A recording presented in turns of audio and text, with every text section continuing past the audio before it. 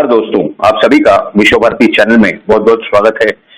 दोस्तों, जहां देश के लिए प्रधानमंत्री नरेंद्र मोदी जी 24 में से 18 घंटे श्रम कर रहे हैं, परिश्रम कर रहे हैं, काम कर रहे हैं और मेहनत कर रहे हैं, उसी तरीके से जो दूसरे दल हैं या दूसरे जो नेता हैं राजनीति में, वो ये करने के बजाय कुछ और ही करते हुए दिखाई दे रहे हैं। क्या करते हुए दिखाई दे रहे हैं? देखिए, एक तरफ महाराष्ट्र के राजनीति में श्रीमान उद्धव ठाकरे जी हैं, जो कि आज के शिवसेना प्रमुख हैं और महाराष्ट्र के माननीय मुख्यमंत्री हैं। वो एक सभा बुला रहे हैं 14 मई को और या 13 मई को। तो जो उनकी सभा है उसमें उन्होंने एक टीजर जारी किया है, रिलीज किया है। वो टीजर में उनका सही कुछ नहीं है। सम्माननीय बाला साहेब ठाकरे की आवाज और उन्हीं का फोटो वगैरह ये सब दिया गया है। हालांकि शिवसेना प्रमुख आज की तारीख में ये खुद हैं, यानी आदरणीय बाला साहेब ठाकरे का नाम, उनकी आवाज और उनका जो फोटो है, उनकी तस्वीर, उनकी छवि उस टीजर में लगा करके कहीं एक इमोशनल ये क्रिएट कर रहे हैं। वो मराठी लोगों के लिए हो, शिवसेना के लिए हो या अन्य सभी कार्यकर्ताओं के लिए हो।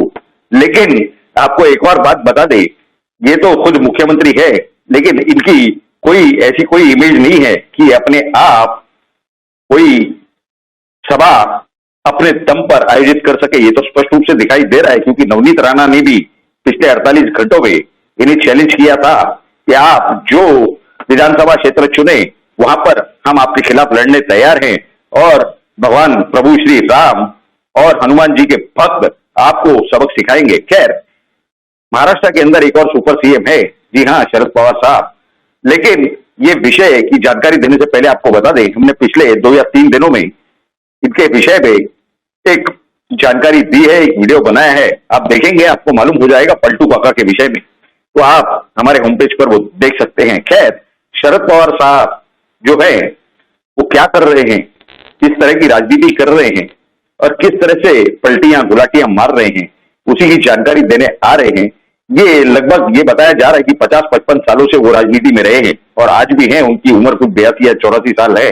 इसके बावजूद, क्योंकि उन्हीं के जो भतीजे हैं अजीत पवार, वो राज ठाकरे जी को इनडायरेक्टली कह रहे थे कि इनकी जितनी उम्र नहीं है उससे ज्यादा दिन या उससे ज्यादा साल तो पवार साहब यानी शरद पवार साहब ने राजनीति में निकाले हैं। तो अभी आप समझ सकते हैं कि क्या परिस्थिति है। ये कई बार सत्ता में रहे, कई बार मुख्यमंत्री बने, 4-5 बार तो केंद्रीय मंत्री बने हैं। ऐसे पूरे परिस्थिति के अंदर आपको मालूम होगा कि 1 मई से लेकर के 7 मई के बीच में इन्हें एक कमीशन के सामने बुलाया गया था।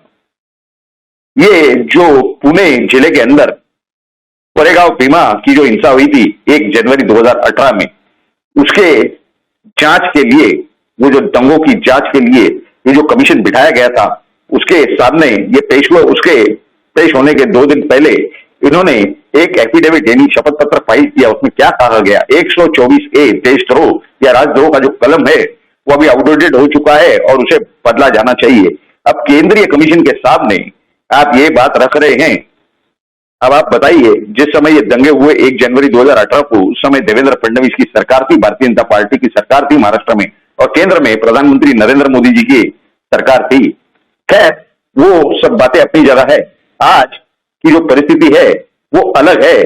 क्या है अलग? हम आपको बता रहे हैं कि आज 10 मई है, मंगलवार का दिन है, 10 मई 2022, जब हम ये वीडियो रिकॉर्ड कर रहे हैं। और आपको एक और बात बता दें, कई सारी घटनाएं ऐसी हुई है जिसकी हम जानकारी आपको देने जा रहे हैं। लेकिन आज सुबह यानी आज तो 10 तारीख है, लेकिन कल 9 मई 2022 सोमवार के दिन एनआईए के छापे पड़े कई सारे 8-9 लोगों के जगहों पर। कुछ ये बताया जा रहा है कि 24 या 29 जगहों पर एनआईए के छापे पड़े, जिनका संबंध दाऊद से है और नवाब मलिक से है। नवाब मलिक महाराष्ट्र विकास आघाड़ी, महाविकास आघाड़ी के वो मंत्री हैं जो जेल में रहते हुए भी मंत्री बने हुए हैं और मंत्री बने हुए रहते ही जेल में हैं, बिना खाते के मंत्री हैं। उन्हें ये माननीय उद्धव ठाकरे जी ने यानी मुख्यमंत्री साहब ने क्यों नहीं हटाया अपने मंत्रिमंडल से? क्या दाऊद के डर के वजह से या किसी और वजह से? ये तो बात अपनी जगह पर है।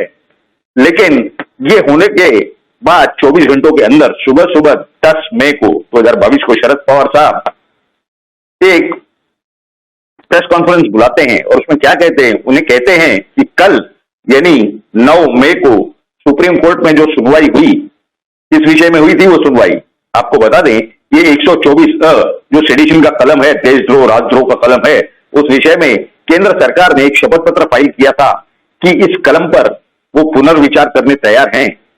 उसी विषय पर उन्होंने प्रेस कॉन्फ्रेंस की। प्रेस कॉन्फ्रेंस तो मराठी में है, छोटी सी एक वीडियो क्लिप है, हम आपके सामने रखने जा रहे हैं। ये वीडियो क्लिप देख लीजिए, उसके बाद हम आपको इसके पूरे इतिहास या इनकी जो पूरे काम की तरीका है इनके काम का, वो आपके सामने हम हिंदी में रखने जा रहे हैं। इस वीडियो क्लिप में क्या है, मराठी में क्या कहा गया है, ये भी हम आपके सामने रखेंगे। तो आइए सबसे पहले देखते हैं वो वीडियो क्लिप। 124 हे जे कलम आहे त्या कलमामध्ये राजद्रोह म्हणून कुणाच्या खटला भरण्याची तरतूद आहे। हे कलम आलं कधी? हे कलम 1890 साली इंग्रजांनी इंट्रोड्यूस केलं।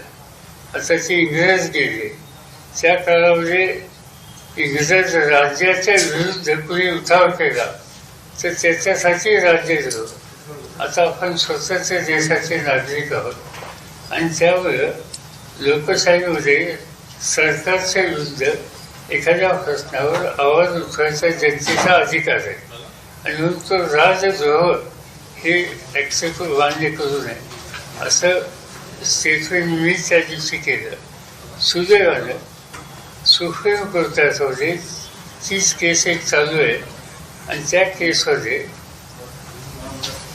अनेक वकिलांनी भाग घेतला आणि त्याच्यामध्ये काल केंद्र सरकारने आम्ही याचा फेरविचार करायला तयार आहोत असं महत्व आणण्याची बातमी ही जर असेल तर ती योग्य आहे।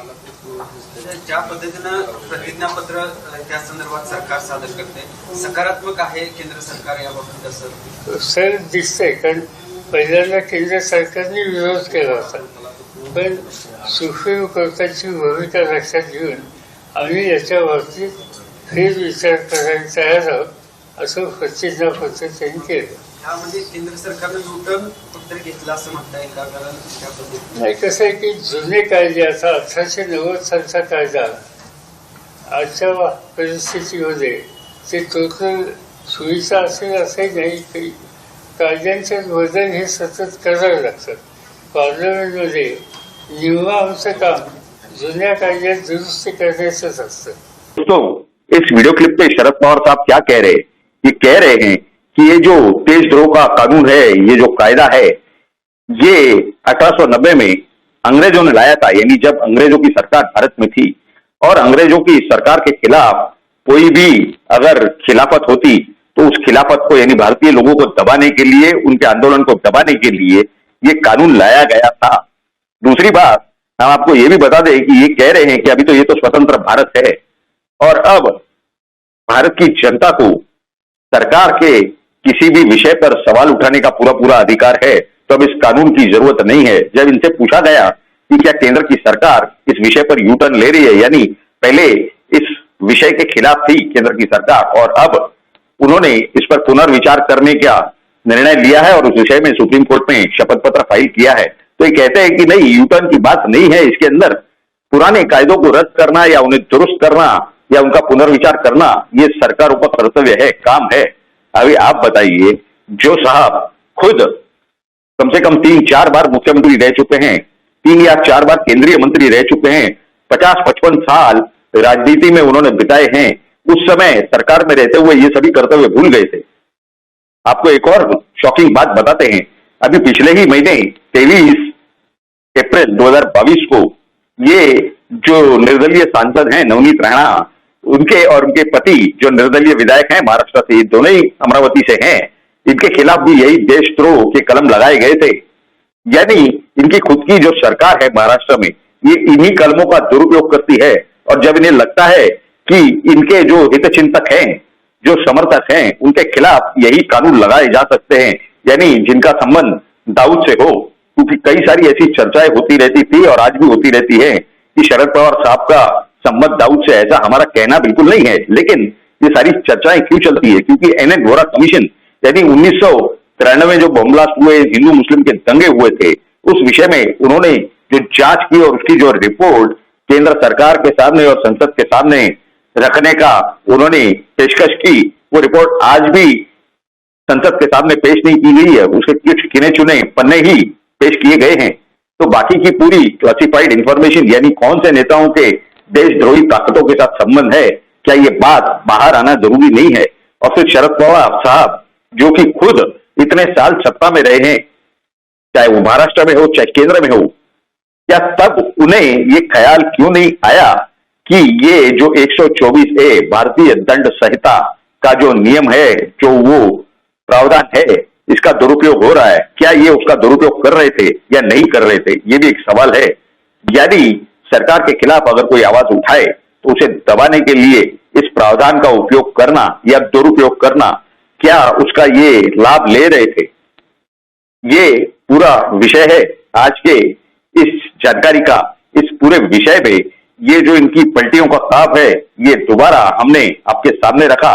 तो ये जो काका की पलटियां है, ये इस विषय में हमने जो आपके सामने जानकारी रखी, वो आपको कैसी लगी ये तो जरूर नीचे कमेंट बॉक्स में आप लिख करके हमें बताएं। साथ ही साथ अगर आपको ये सारी जानकारी अच्छी लगी हो तो जरूर इस वीडियो को लाइक करें और इस वीडियो को ज्यादा से ज्यादा शेयर करें और विश्व भारती चैनल को सब्सक्राइब करें। आप सभी लोगों ने इस वीडियो को पूरा अंत तक देखा, इसके लिए आप सभी का बहुत बहुत धन्यवाद। भारत माता की जय। जय हिंद।